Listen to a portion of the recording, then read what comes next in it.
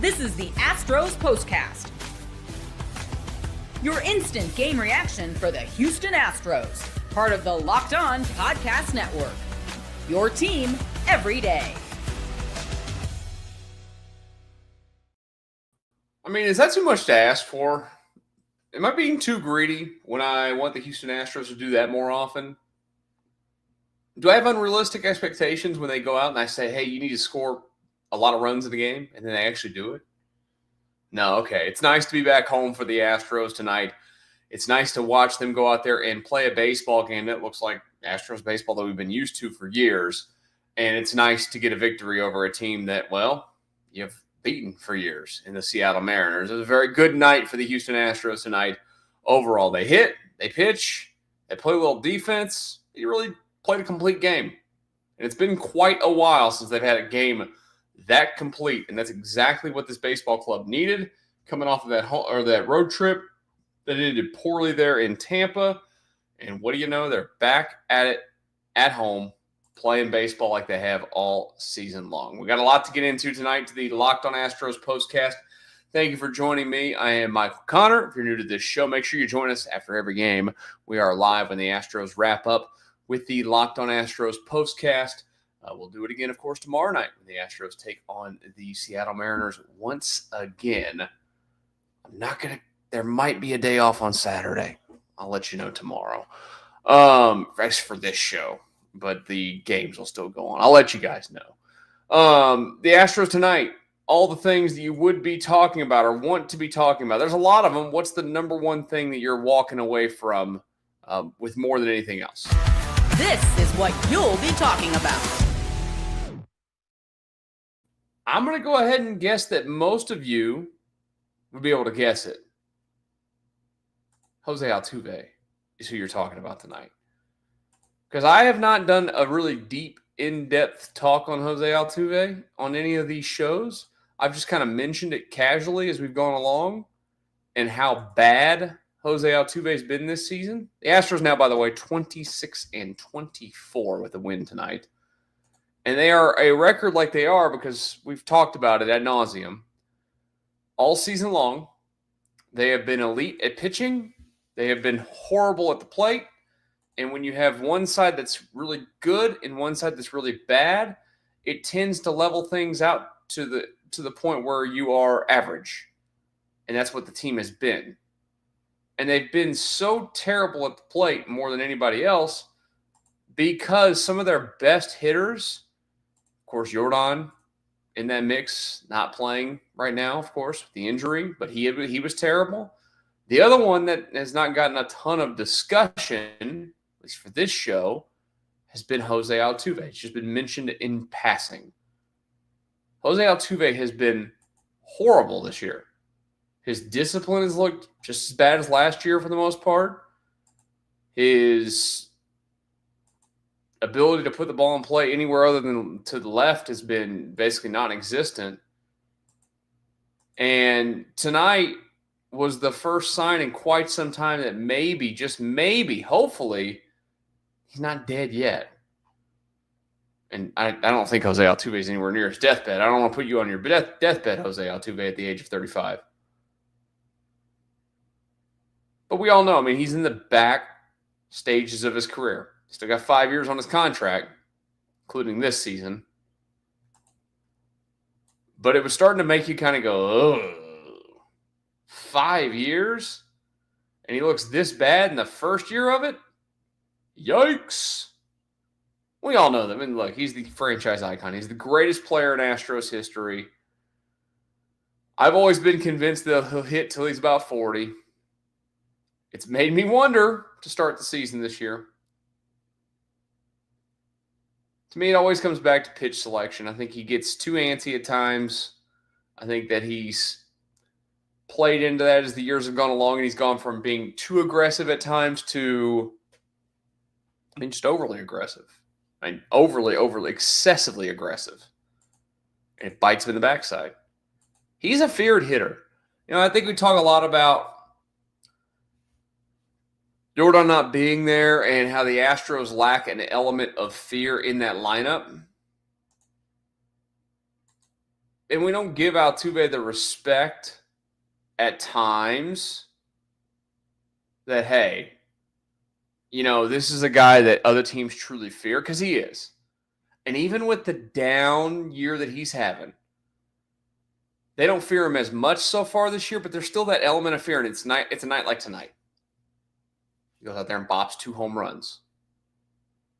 I will say, when you're going bad, there's nothing better for a team and for a player to, 1, get back home, and then 2, face a team that you have seen so many times in your career. And to do it against a team that your track record is pretty spectacular against. The Astros track record overall is pretty spectacular against Seattle. And Jose Altuve's career track record, spectacular against Seattle. Familiar faces matter. And we know this. If this team, at what point, I don't know, they don't share any injury information, which, if you just pay attention to the rest of the league, Chandler Rome of The Athletic loves to point it out, and it's true. There are so many other teams that make their trainers available for media sessions to discuss player injuries and whatnot. He tweeted one out the other day. I think it was the Pirates head athletic trainers holding a press conference explaining injuries. The Twins guy is out there explaining injuries. For whatever reason, the Astros don't do that, and it's mind-blowing. Their lack of communication with the fan base is silly. In part, they just think it doesn't matter. And 2, they do it because, again, they think it doesn't matter. And then 3, they do it because they think it doesn't matter. And 4, they do it because they think you don't deserve any of that explanation. So, I don't know if you could tell, it bothers me too. Their lack of transparency is insane. And it starts with the media relations staff. I don't know why, but it's just downright silly. So knowing what's going on with Jordan is who knows.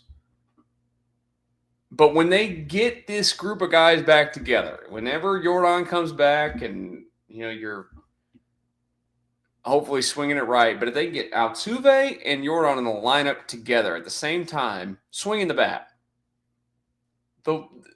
all the things that I talked about on yesterday's show about how I do feel that, look, we've watched, today was game number 50 of the season, but up to yesterday's point, it's now they need to go do it all weekend. There's no denying that. They're playing 4 games against Seattle this weekend. You have to do this consistently to get me to not freak out. But I think that they are who they are. They're up and they're down. If they're not going to be on the up and down roller coaster, it's guys like Altuve that have to get hot and play good baseball. It can't always be on Isaac Paredes. And no offense to Isaac Paredes, but his track record as a big leaguer is not the guy that he is so far this season. He's been a good big leaguer, but for basically the last month, he's been an over 300 hitter. That's not his typical career arc.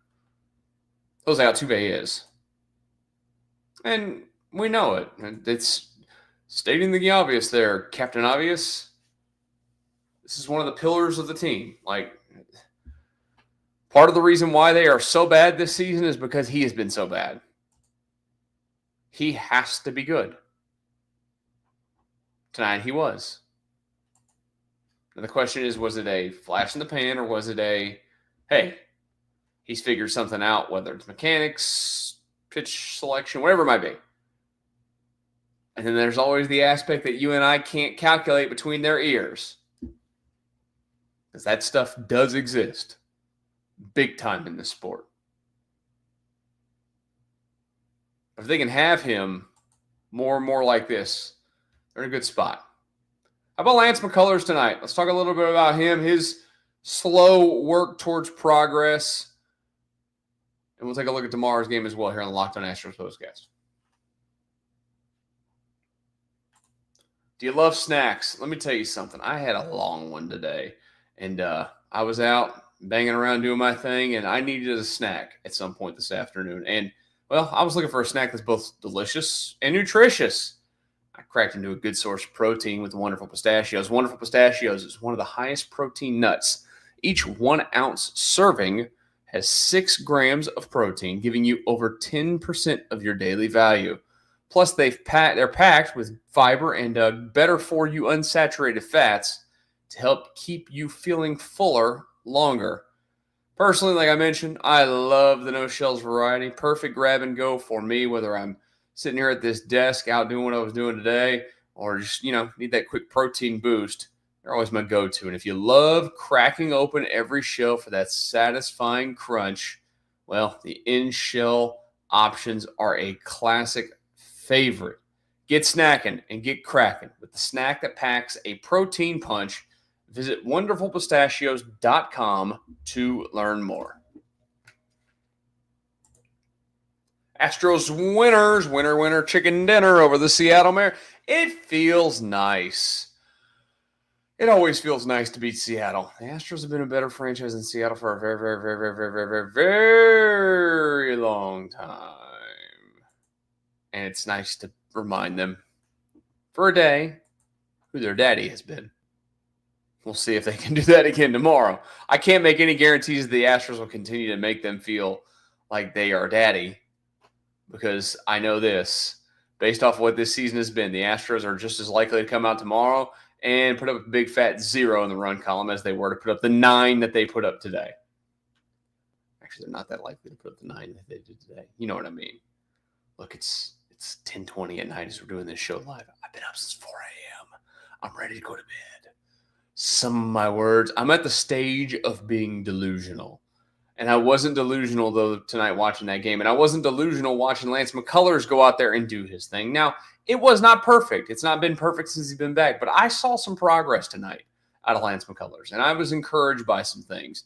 He gets into the 5th. Of course, you want him to be more economical and get deeper into baseball games. The Astros need him to get deeper into baseball games. We've talked a lot about the starting pitching issues. Ronel Blanco's now on the injured list, what they're calling elbow inflammation. But I think there's going to be more testing and whatnot to see what it is. It's a terrifying, anytime you mention elbow, it's a terrifying thing. But Lance has to be a guy that can go deeper into games, period. He knows that. Everybody knows that. Tonight, I think what I walked away with more than anything else was I felt like we started to see, it's not that he hasn't had these pitches so far, but his breaking stuff felt like it had that Lance McCullers break on it. The slider looked good. The curveball looked good. He got some swings and misses on them, which is always important. He got some called strikes on it because he locks guys up. Those pitches, everybody's has to have a fastball because you have to have the ability to control the plate, whether it's inside, outside, up, down, whatever it might be. You have to have that fastball there. And not saying that he can't or that he can live without it, because he can't. But when McCullers is right, it's really about his breaking stuff more than anything else. If his breaking stuff is snapping off and it's got command to it, he's going to get outs. And then he's got the ability to throw that sinker and get a bunch of ground balls and get outs that way. It's the reason why, even through all the years of being frustrated with him and how his career has gone and, underperforming at times in the regular season, or not being the guy that, you want him to be at the top of the rotation, you always come back to, hey, this guy's got something in him that can absolutely make hitters look foolish constantly. So I thought it was good progress tonight for Lance overall compared to where he's been. Hey, who's taking home the player of the game tonight? This is the Locked On Player of the Game. I bet you can guess. That's right, Victor Caratini. Come on down. No, I'm kidding. Caratini did have a 3-hit game tonight, but no, it's Jose Altuve. 2 for 4, 2 home runs, number 5 and number 6 on the season, 4 runs batted in.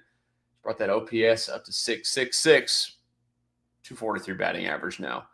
A lot of work to go to get back to being Jose Altuve type of numbers, but he is the man that is going to take home the player of the game for tonight's victory over those Mariners. Tomorrow night, they're going to do it again. As I mentioned, 7:10 first pitch. We'll be with you live here as soon as it ends. It'll be Ryan Gusto looking to, have a little bit better luck than he's had in some of his previous outings. Been a little up and down versus Emerson Hancock. Emerson Hancock has an ERA over 6 hopefully he pitches to that over 6 ERA in the next few days over there against the Astros. Or, excuse me, a few days. Again, up since 4 a.m. It's time to go to bed. You guys have a great rest of your Thursday night. We'll talk again tomorrow night after Astros and Mariners on the Locked On Astros Postcast.